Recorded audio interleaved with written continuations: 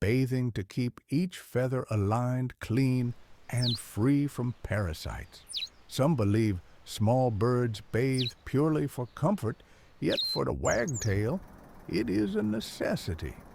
Dirt blunts the insulating power of feathers, and even a single broken barb can change the way air flows in flight.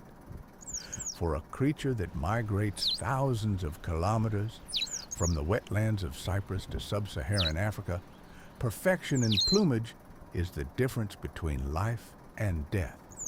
Now, it stands upon a shore, sunlight glittering on its crown as it draws oil from a tiny gland at the base of its tail.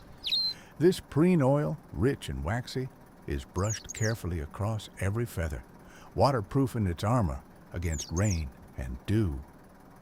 To us, the wagtail's dance may seem simple, a twitch of the tail, a flutter of wings. Yet each motion is honed by millennia. The tail's constant wag not only balances the bird on uneven ground, but startles insects from the grass.